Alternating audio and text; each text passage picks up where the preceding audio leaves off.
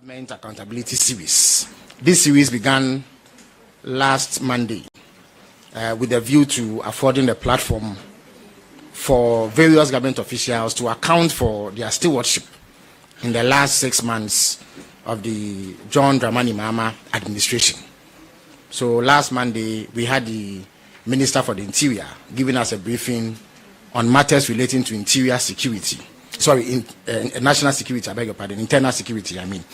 Today, we are privileged to have the Minister for Energy and Green Transition, who has been at the helm of a sector that grappled with many, many problems before the coming into office of the Mahama administration. Since then, he and his team have been on the beat and have begun implementing policies to address the many hydra-headed problems in the sector and set us on an even keel as far as energy security is concerned. So without taking any more of your time, I would invite to the microphone the Honorable John Abdullahi Jinapor, who is Minister for Energy and Green Transition. Thank you very much.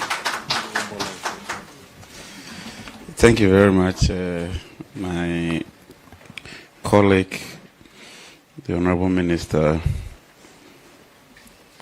of Government Communications. Let me thank all of you, ladies and gentlemen of the press, for providing us with this platform to inform Ghanaians of developments in the energy sector. Ladies and gentlemen, as you may be aware, when we took office in January 2025, the energy sector was faced with significant challenges. Years of underinvestment in infrastructure, coupled with increased demand, stagnated maintenance, decreasing petroleum reserves in terms of production, desertion and other issues had created a complex world of difficult challenges. We were confronted with issues ranging from massive debt in the power sector, with IPPs alone accounting for about 1.7 billion, and then the entire power generation accounting for over 3 billion. Indeed, if you were to put all the energy sector debt together, it was hovering at around 80 billion cedis. That is the magnitude of the challenge we inherited. As if that was not enough, the power deficit, as at December 2024, was about 720 megawatts, with very, very limited fuel stock. IPPs were continuously threatening to shut down because of unpaid bills. In the petroleum sector, the story was not different. Policy uncertainty and a poisoned business environment culminated in waning investor confidence, with a precipitous decline in crude oil production for 5 continuous years. Indeed, from a peak of 71 million barrels in 2019, we continuously witnessed decline in crude production to a low level of 48 million. And so crude oil production had peaked at 71 million, but declined over the past 5 years to about 48 million barrels. This clearly shows in the grid, as well as pursuing medium to long-term investments in generation, transmission, and distribution sector, whilst addressing petroleum sector-related challenges. Under the able leadership of His Excellency President John Dramani Mahama, we engage investors in the upstream sector and pursued reforms in the downstream sector to address the dwindling fortunes in our exploration and production drive, whilst bringing about overall efficiency in the downstream sector. I am happy today to announce to you, members of the press, that these policy interventions are beginning to show positive strides and positive trends. The government has taken decisive steps to reposition Ghana's energy sector as a reliable engine of economic growth, industrialization, and social development. I will now use the opportunity to talk about some of the policy interventions that we have pursued over the last 6 to 7 months. As you may be aware, the mandate of the ministry has been expanded.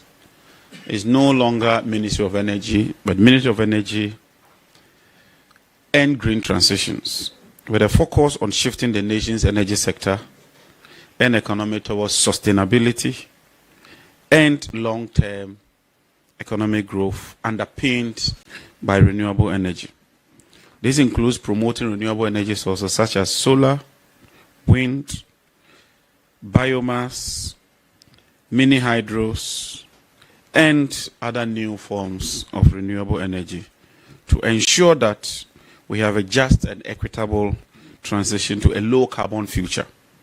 In this regard, the ministry has launched the Ghana Scaling Up Renewable Energy Program, known as SREP, and we did this on 30th May 2025 at Lala. This project is funded with an 85 million grant from the African Development Bank, Climate Investment Fund, SECO, and the Government of Ghana.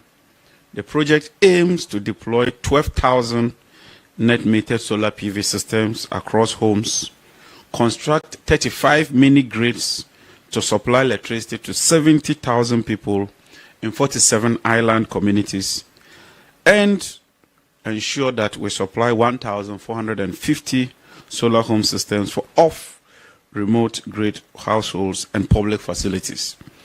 The ministry is also facilitating the development of a 200 megawatt solar project at various locations across the country. In addition, a 25 megawatt floating solar plant is being built at the Bui power station to bring the total capacity to 30 megawatts, with the floaters being manufactured locally in line with our local content participation policy.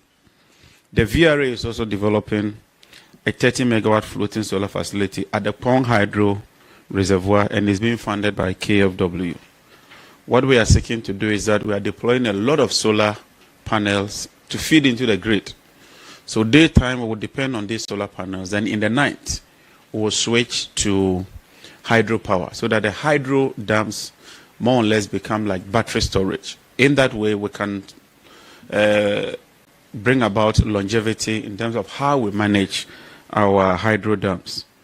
As part of efforts to increase local content and local participation in the renewable energy sector, we've gone into partnership with the International Solar Alliance to train Ghanaians in solar energy technologies, and this will certainly create a lot of jobs. And we are also hosting the 7th Africa Regional Committee of the International Solar Alliance from 2nd to 4th September 2025 under my leadership as Vice President of the Alliance. And I encourage all of you to participate in this program. We are working very hard to also ensure that we realize the Renewable Energy Authority Act. We've made significant progress and we'll be going to Parliament for approval. To address the funding gap and to ensure that we achieve our objective, we have established the Renewable Energy and Green Transition Fund so that we can leverage on that fund to raise capital to invest massively in renewable energy. We are also working to ensure that we distribute 450,000 LPG cook stove to increase access to clean cooking in Ghana. Ladies and gentlemen, as part of our street lighting project, I'm happy to announce that we've commenced the installation of all-in-one solar street lights. We intend to do 23,500 units covering a distance of 700 kilometers so that gradually we can take solar as the main focus and move our street lights away from the grid. The street lights depend largely on the grid, and unfortunately these street lights come on during the peak period. The difference between the peak period and the off-peak period can range around 400 to 600 megawatts. And these street lights alone accounts for more than 200 megawatts. And so if we can take them off and put them on solar systems, it means that we'll be shaving off about 200 to 300 megawatts, and that will contribute significantly towards efficiency in the sector. We are working very hard to also bring some departments, agencies, and government schools and clinics on board by installing solar rooftops. And if we do that, it means that would also be bringing about efficiency and reducing the electricity bills of these institutions. A couple of weeks ago, we launched our EV promotion program so that these EV vehicles would depend on solar for charging. I commissioned the first one at the Energy Commission, and as part of government efforts, we are importing the first EV vehicles for government agencies. So very soon you will see ministers driving EV vehicles. We'll roll it out to other departments, and heads of agencies, some of who are here, will be driving EV vehicles powered by solar power. We will, in collaboration with the private sector, extend it to commercial drivers and other users so that EV vehicles would become a norm as far as the nation is concerned. This year, the ministry is developing a 5-year strategic document for the implementation of renewable energy and our green transition agenda. This will serve as a blueprint to guide us so that Ghana can make strides when it comes to renewable energy. May I now, with your permission, turn my attention to the power sector. That is the electricity sector. Ladies and gentlemen of the press, we can confidently say that Ghana's energy sector is indeed showing signs of stabilization and improvement, driven by ongoing reforms aimed at addressing both technical and financial challenges, as well as modernizing infrastructure. The persistent and erratic power outages that had plagued the country when we assumed office during the beginning of the year has witnessed a remarkable improvement and reliable supply of power. And you can attest to the fact that we are now experiencing reliable, uninterruptible supply of power. This Sunday, when we were undertaking the upgrading of the ENI facility to increase gas production, some people went to town and christened that Sunday as National Doomso Day. Fortunately, through the collaborative effort with all the stakeholders and our technical team, we were able to conduct that operation successfully without switching even 1 megawatt off. And when I went to social media, some people said they were very disappointed. Others said that the Honorable Minister had forgotten that he has to switch the lights off. It all attests to the importance of electricity, and we will do everything we can to ensure that we build on the gains we've made and consolidate the gains we've made. As you may recall, I directed a comprehensive program towards reducing the incidence of unplanned outages because it was becoming too much. This program involved patrolling and mapping overhead line feeders, identifying construction defects and interference from structures such as buildings, billboards, vegetation, as well as those from rainfall. We identified most of these defective equipment and lines and have been working on them aggressively. And I want to commend ECG under the leadership of Engineer Kwekwenah for the tremendous work they've done so far. They've constituted 4 gangs alone for Accra, working on a 24-hour shift in line with the President's vision. And when we identify a problem, they're swiftly moving to address those challenges. To add to that, they've procured about 200 new critical transformers to beef up the distribution system to ensure that we reduce the outages. The current stability of the distribution network is due in part to some of these initiatives and policy interventions that we have put in place. We are also working with ECG to rationalize all the contracts. Indeed, if you compare this year to last year in terms of expenditure, we are spending about 30% or 40% of what was spent in 2024 when it comes to procurement. And we are achieving better results with value for money and ensuring that we adhere to strict procurement procedures and processes. And I'm very happy that we are bringing about all this efficiency in the sector because the gains we make would be transferred to the ordinary consumer. I can assure you that we are not going to witness the kind of procurements we witnessed over the years. And as minister, I take full responsibility to ensure that they adhere strictly to some of these measures. So far, 347 supply contracts that have failed to deliver goods within the specific areas are up for review. The goods in these containers were not part of the materials locked up at the ports. These are new containers coming up following procurements that were undertaken previously. They are yet to be delivered. The ECG board has approved the outright termination of 202 of these contracts. The total value of these contracts is estimated at 227 million United States dollars, 1.17 million pounds, 4.08 million euros. The remainder of the 145 contracts are being subjected to additional strict scrutiny and may be terminated depending on the findings. We are determined to ensure that we clean the sector. The ministry has also signed some KPIs with management, and management has also signed KPIs with the regional office and will hold them to account. We are implementing a new billing system, and we've done that in record 3 months. When we assumed office, we realized that the billing system was not fit for purpose. There were a lot of irregularities, and I'm happy to note that the ECG has successfully transitioned to a new billing system they call ZEUS. And all other commercial operations have been restored as I speak.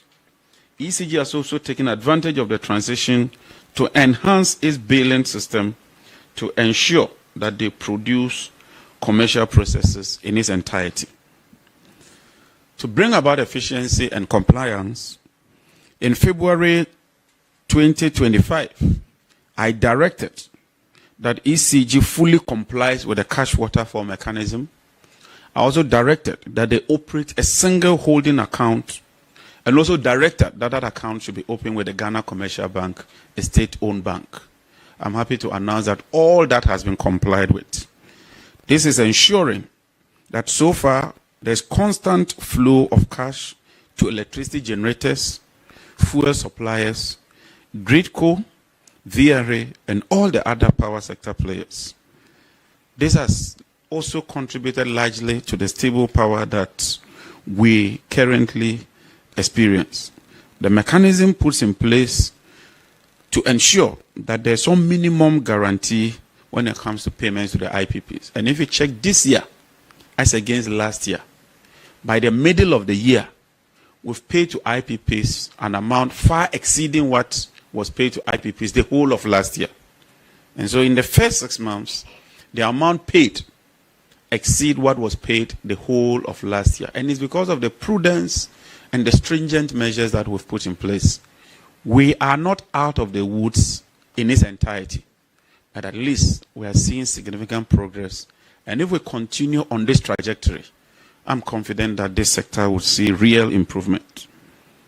Under the instructions of His Excellency the President, I've been directed to review the cash waterfall mechanism allocation to increase efficiency, transparency, and equity in its operations.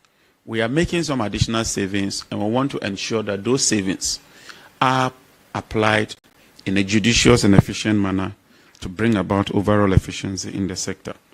I'm happy to note that as a result of these policy interventions, ECG's monthly revenues is witnessing some significant increase.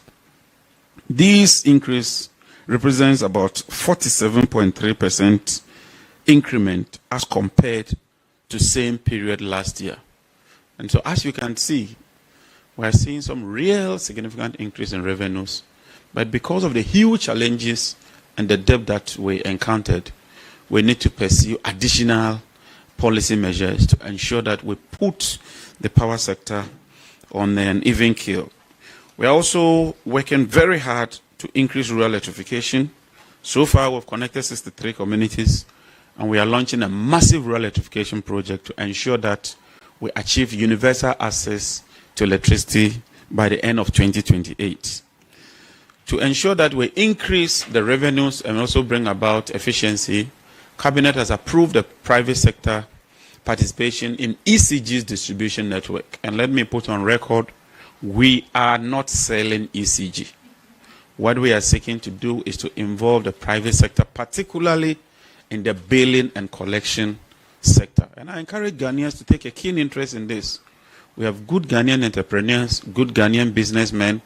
This is an opportunity for you. Get involved and help us to bring about improvement in the sector. Ladies and gentlemen, as part of further measures, we've gone to Parliament to seek approval to restrain government from procuring IPPs in a direct negotiation.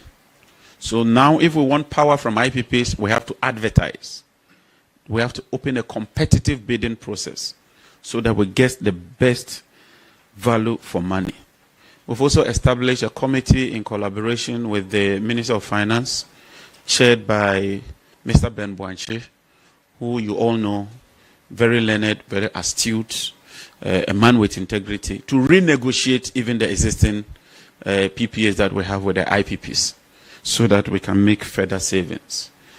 You would have also seen that we've started installing new street lights. As part of our street lighting policy, we are going to install a lot of street lights in line with our 24-hour economic policy to provide that impetus for night business activity, for commerce and business activities. Ladies and gentlemen, let me now take you to the petroleum sector. As I said earlier, following years of consistent decline, I'm happy to note that there's renewed interest in Ghana's upstream petroleum sector. With bold policies, both domestic and international, companies are showing increased activity and interest in Ghana's petroleum sector. The resurgence is driven by a combination of factors, including government's own initiative to create a conducive and business-friendly environment, underpinned by policy and regulatory consistency, aimed at assuring current industry players, whilst attracting would-be investors and promising new discoveries. The government is actively engaging major international companies to promote Ghana's sedimentary basins for exploration. Discussions are ongoing with the super majors. And when we talk of the super majors, we're talking of companies such as Shell, companies such as ENI, companies such as Exxon, Chevron, and all those companies. And they are showing real interest in Ghana's upstream petroleum sector. GNPC is also collaborating with other companies to increase exploration, particularly in our Voltairean Basin. It is therefore not surprising that within the last month, the government has supported 2 operators to conclude appraisal of some existing discoveries. The appraisal of the Afina discovery in the West Cape 3-Point Block 2 and Urban Akoma discoveries have all been completed successfully, resulting in the declaration of commercial oil discovery. Ladies and gentlemen, these mean that these fields merit development and production and will be brought on stream for production in due course. What it means is that the decline that we've witnessed over the past 5 years would plateau and begin to rise. That is very positive development for the sector. The ultimate effect will be an increase in Ghana's hydrocarbon production and revenues in the near future. Urban Akoma is scheduled for a fast-track development via tie-back to the existing OCTP infrastructure, which was put in place during President Mahamad's first administration. Appraisal of Akoma is currently ongoing.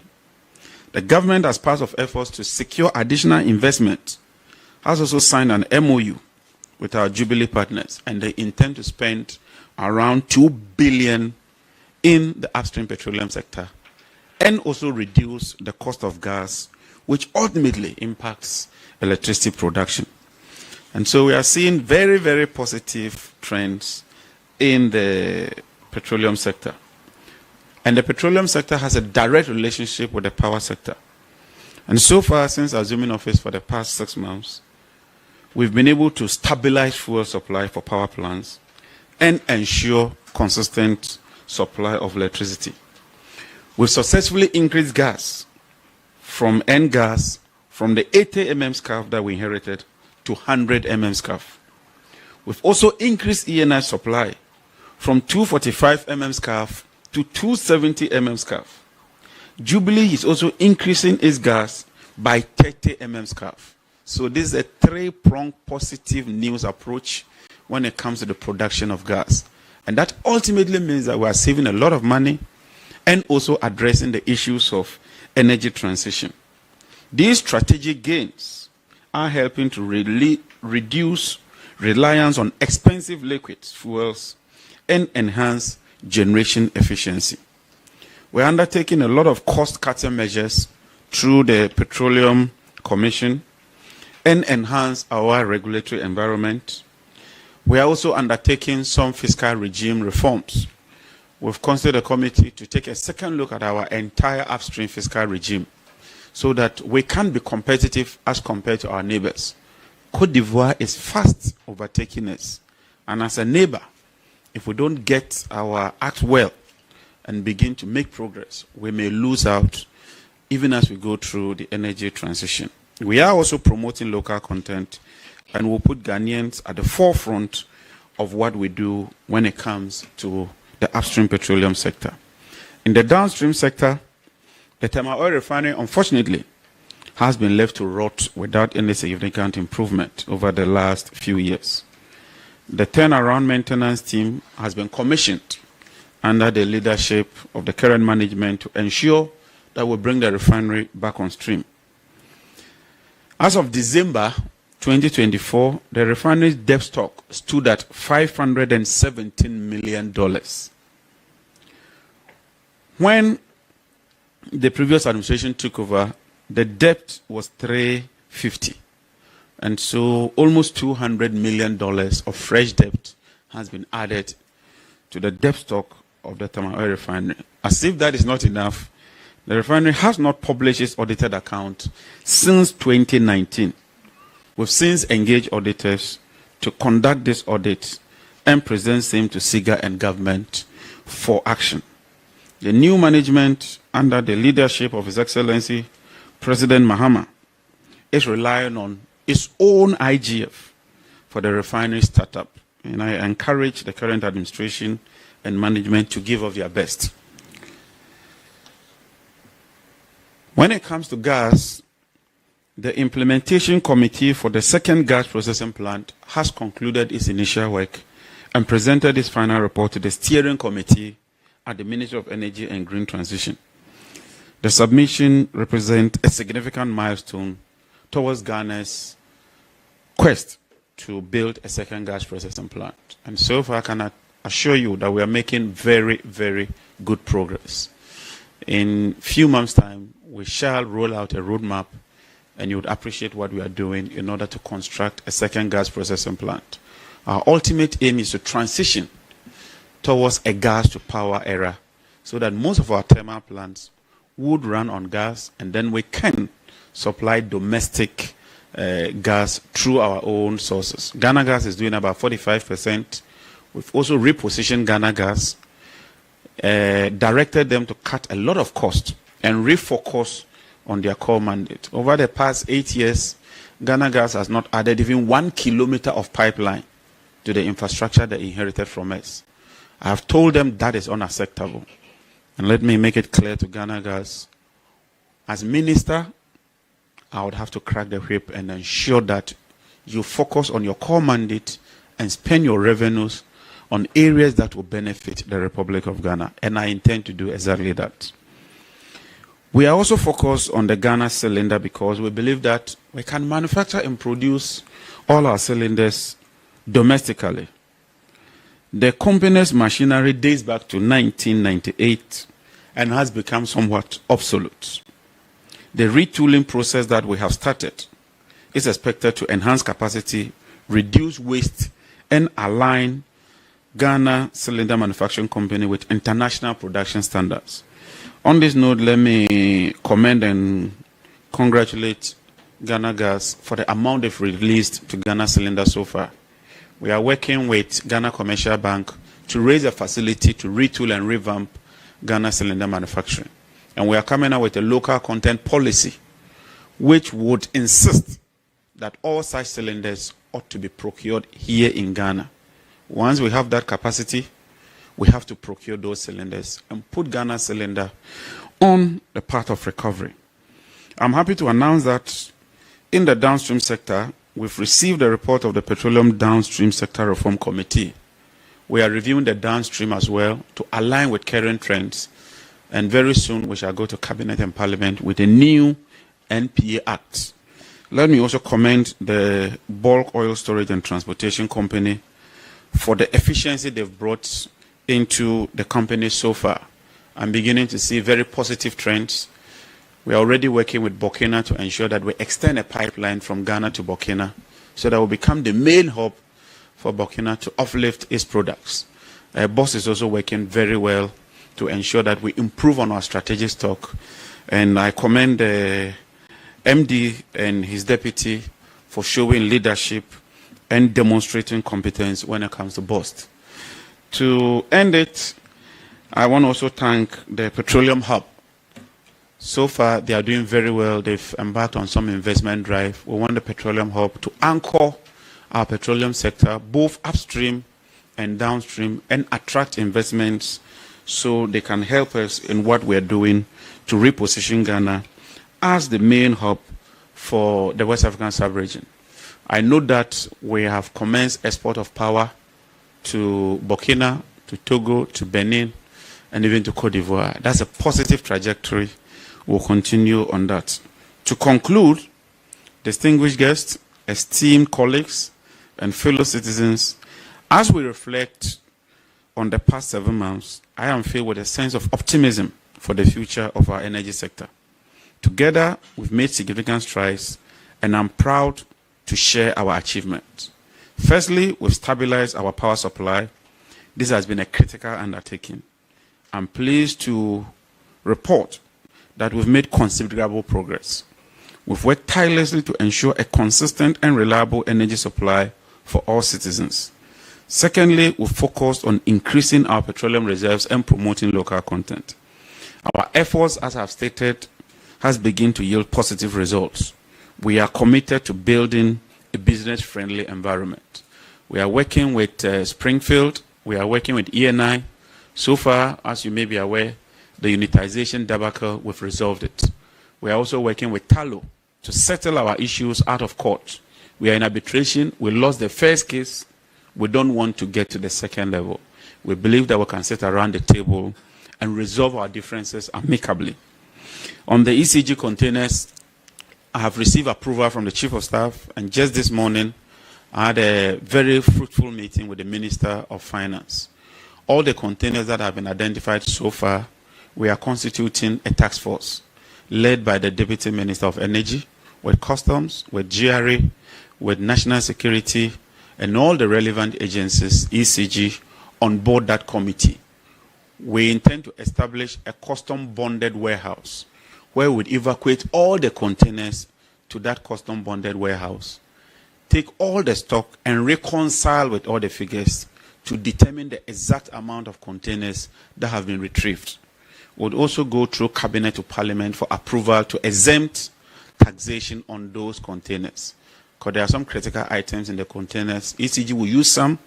The ministry would also leverage on some of the containers and embark on a massive intensification project when it comes to electricity expansion. It's not just rural extension of electricity. In the cities, some people, new developments, they do not have electricity. We cannot have all these containers stuck there whilst we spend the taxpayers' money to buy additional material.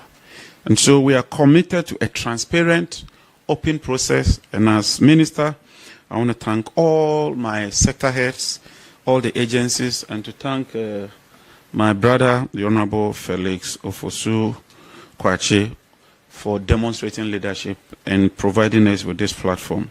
I'm confident that we'll continue to build on these achievements for a brighter energy sector. Thank you very much, ladies and gentlemen.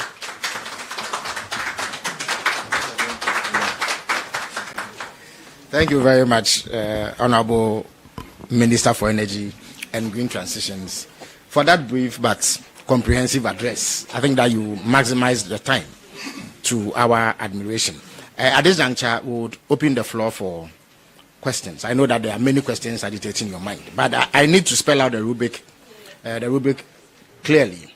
In order to save time and be able to admit as many questions as possible, I would ask that you limit yourself to questions that are relevant to the occasion, questions that relate to the presentation that has been made, or any other matters within the energy and green transition sector that may not have been broached. No lengthy preambles. Please go straight to your point so that we can take as many questions as possible. Please identify yourself and indicate which media organization you are representing. Yes, go ahead. Okay. Minister, thank you. My name is Abdul Haran Adam. I work with the IB Network. Minister, the last point you touched on, you said you are going to set up a task force, but on 29th of March 2025... A task force to do what exactly? To investigate the issue of the missing containers, but evacuate, sorry. Okay, so let me ask my question. 14 people were arrested, and 10 of them were foreign nationals, and 4 were Ghanaians. How far with prosecution of these individuals? Thank you. Thank you. All right. My name is Shadrach Odamejare, Metro TV. My question has to do with power theft, what the ministry is doing on power theft, as it's also hampered the work of ECG and other companies that are involved. And then on the smart meters from the previous government, they started installing some smart meters, and people have complained about how fast the supposed 1 week cards they have bought are able to last just 2 or 3 days. So I want to know if there is anything being done in that effect. Thank you. Thank you very much. My name is Patrick Asford Buedu, Radio Gold.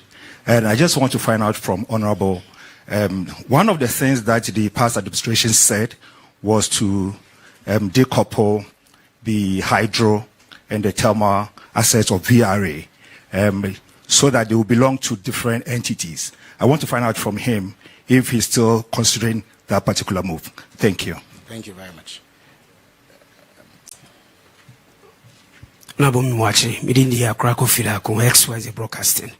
Bacho mpempi no ubehwele yese ida se abang asye anase agency bi omu denye na mekaniaka omu ntiaka ntu behwe na akoye enti anu so kwan be na bang no orifa so sene be ya ye benya se sika no so die free ho that's it we kwa pemo no emu ham papa ana pampa cho ho ye ya akoso me pa cho me question is say yeti PDS ani ye machine e okotwa da ye ho difference ben the what the honorable came any PDS in them new private participation now can ho asem no PPP now can yempe PDS bi abiem and na afen so mesre tour now say from 2019 omonye auditing no a criminal pacho mo ye ne den one share bia wo kase if pacho class media yo me das. So we'll take the last one for this section and then the minister would answer and we'll come back. My name is Kester Crunchy. I write for the Daily Graphic. So I wanted to know from the minister, Shell's participation in the Peckham field. What's the viability of it and what does it bring to the sector? Repeat your question. Shell's participation in Peckham, the field. The president has been talking about it. Right. What's the viability of it and what does it bring to the sector? Also, I wanted to know how much of the energy sector debt that the government met has been paid. Which companies were the beneficiaries? Thirdly, Car Power was threatening to shut down operations. I want to know the negotiations that has been made so far. All right, thank you very much. So the minister would answer these 5 questions and then come back to take another set of questions. Thank you very much. On the prosecution of the missing containers, I know that the state agencies are pursuing it. I know that there are caution statements have been taken, and the Attorney General is pursuing that. And I'm sure that when the Attorney General has his turn, he will throw more light on that. We have 2 issues to deal with. We want to retrieve almost all the containers, if not all. But those who were involved in all that, I hold a view, and I strongly hold that view, that the law should deal with them. And that is my position. It's as simple as that.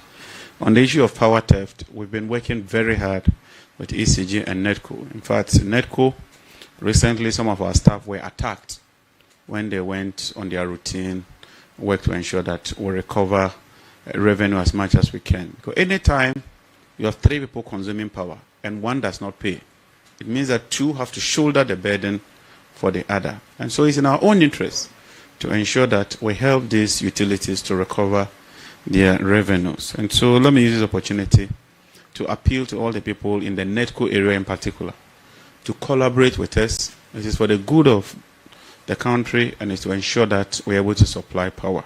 That ties into agencies. Cabinet approved a policy where all agencies, aside some critical agencies like hospitals, schools, the military, and the police, they were not completely exempted. And let me clarify this.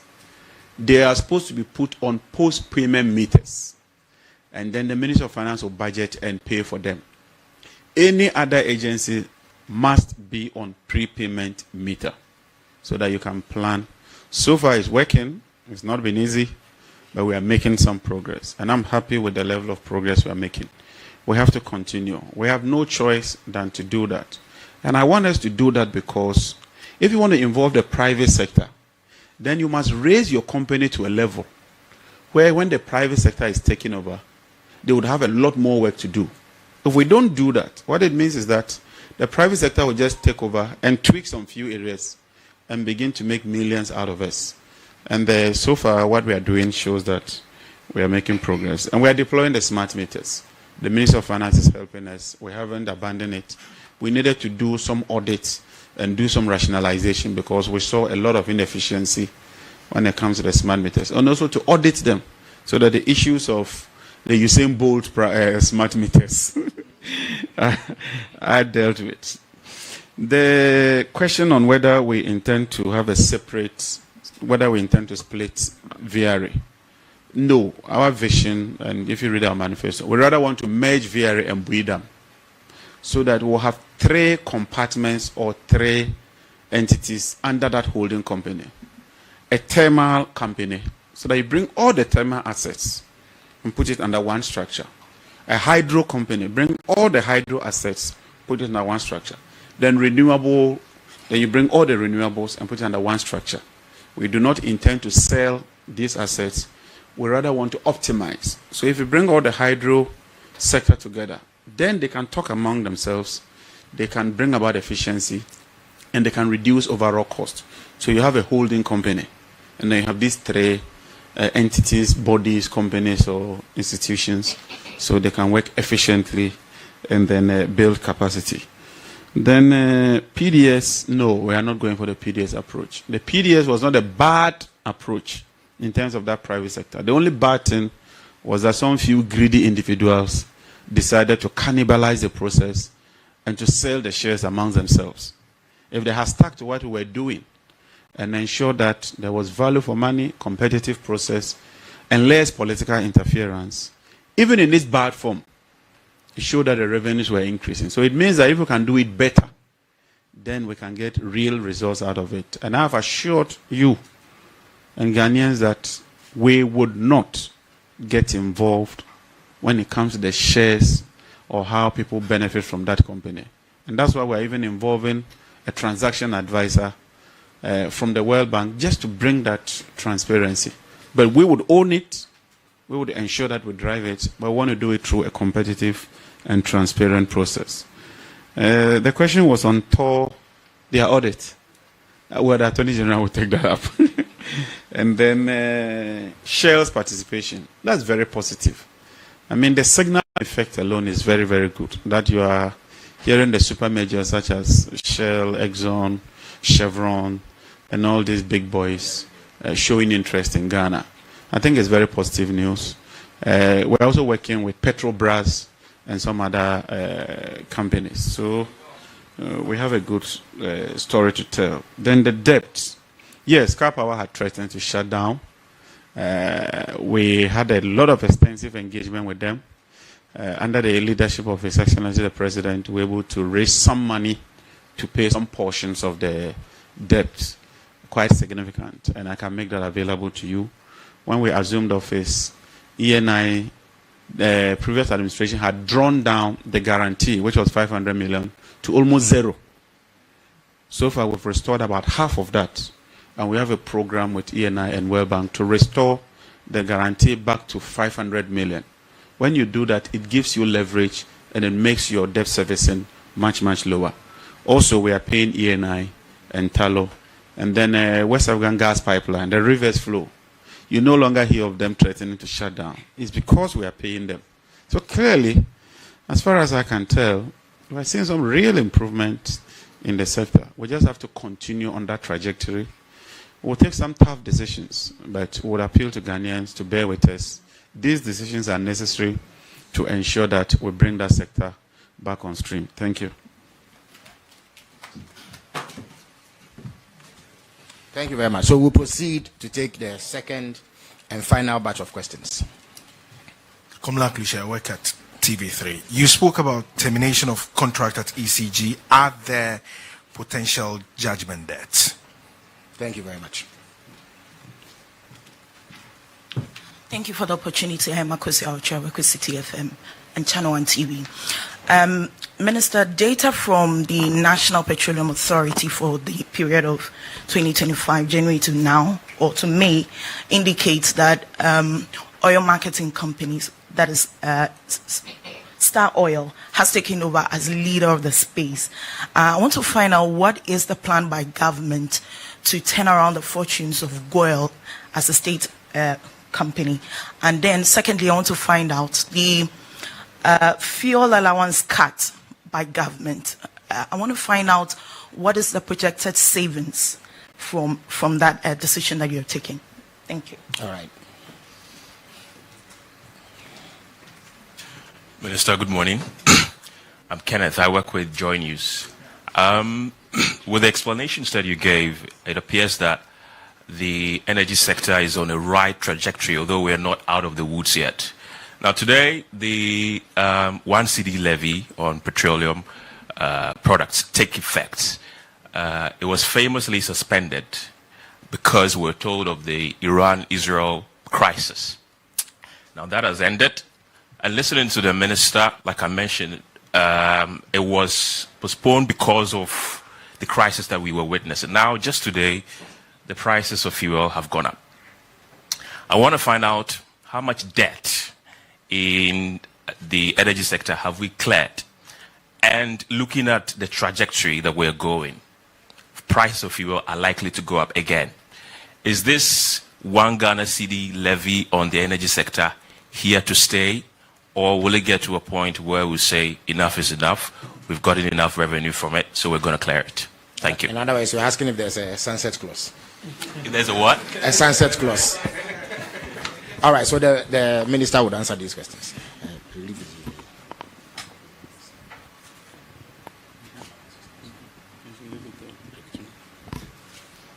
Okay, thank you very much. Termination of contracts, I've directed that they ought to be done in accordance with law, and they should follow due process. So if you were awarded a contract and you were told to deliver in 6 months, and it's about 8 months and you haven't delivered and you've shown no cause of ability to deliver, I'm not sure that you can hold the company to ransom.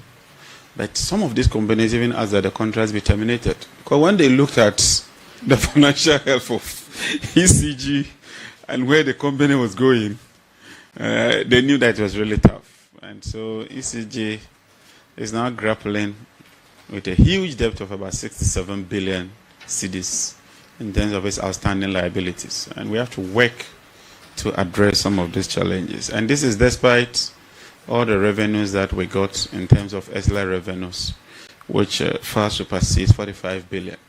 What the Minister of Finance has done is that he's rationalized all the ESLA revenues and brought them under one account dedicated to paying legacy debt. What happened, and that is why the de-levy had to come, is that because of the increased demand and because of the weak infrastructure, we had to consume more liquid fuels. These were unplanned. But that means that once that came, we had to shoulder that. And so we had to fall on a bit of the ESLA to take care of that. But now with the levy, it means that we can have some dedicated funding for liquid fuels. Then we can strictly apply the ESLA levies to deal with the legacy debt. And like I told you, if not for anything, the $500 million that was depleted in terms of the partial risk guarantee from the World Bank is being restored. ENI's bills are being paid and we are current. Talos bills are also being paid. Nigerian Gas, we paid them about $20 million, if my memory serves me right. WACP, West African Gas Pipeline, we paid them about $12 million initially. Now, because of the efficiency, we no longer go to the Minister of Finance to pay WACP. We intend that we won't go to the Minister of Finance to pay NGAS. We intend that we'll be able to procure our own liquid fuels so that you can free the fiscal space for the Minister of Finance to deal with the legacy debt. So that is what I have to say when it comes to those legacy debts. Star Oil, to the best of my knowledge, is a Ghanaian company. And so we should encourage Star Oil to grow, just as we encourage GOIL to grow. And we're undertaking some reforms, even in terms of government commitments and procurements in the sector, to ensure that we help GOIL, but also help the other Ghanaian companies, because they also employ Ghanaians. GOIL is a listed company. And so sometimes, even though government has about 80% of the shares, because it's a listed company, when we are directing them, sometimes I have to do it through BOST and the rest because of the issues. But I'm meeting them tomorrow. I'm meeting the GOIL board tomorrow. Tuesday, I want to have a frank and open discussion with them.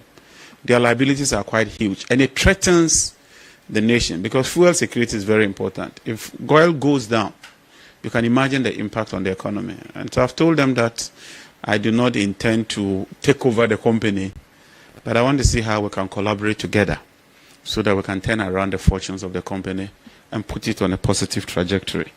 Fuel allowance, the president said we shouldn't take fuel allowance. The Minister of Finance does the payment, and so he's working with the Minister of Information, and the Minister of Information will throw more light on that. The only thing I know is that all of us have to buy fuel on our own. So we are all shouldering the burden and showing commitment. The final one is when de-levy. What can I say? We'll keep monitoring. We're supposed to implement it. And as a responsible government, we thought that at that time, with the way the fuel prices were going up, if you add the de-levy, then you'll be taking a double knock. Yes, it's going up marginally today, but imagine if the world market prices were increasing the way they were, then you'll be taking a double effect. And we thought that in managing an economy, it's not like buying and selling. It's a prudent way. You do a balancing act in order to carry people along whilst raising revenue. And so we think that this is the time to do that, because we must also save the energy sector. And so I would appeal to Ghanaians to bear with us. It's a very tough decision, but it's a necessary decision that we have to take for the overall benefit of the economy. We'll keep monitoring. We'll account to you, and where we need to do adjustment, and it's evident that we need to do those adjustments, as a government, I'm very confident that we'll be willing to do that. Minister, I guess this is the last. I gave the indicators and I said we'll compile that and make it available to you. I would engage finance. Normally the debts are paid by the Ministry of Finance. And so I would furnish that information to Minister responsible for government communication. We'll give you a full chart of what we've paid so far, what we inherited, where we are, and what we've done so far in a very transparent way so we can make progress. Let me thank all of you. I'm grateful. All right, thank you very much, Minister, for this briefing. Indeed, it has shed light on many of the issues that were agitating our minds. Let me remind friends of the media present here that on Friday, the Minister for Health, the Honorable Kwabena Minta Kando, will be here to account for his stewardship in the last 6 months and answer any questions that you may have.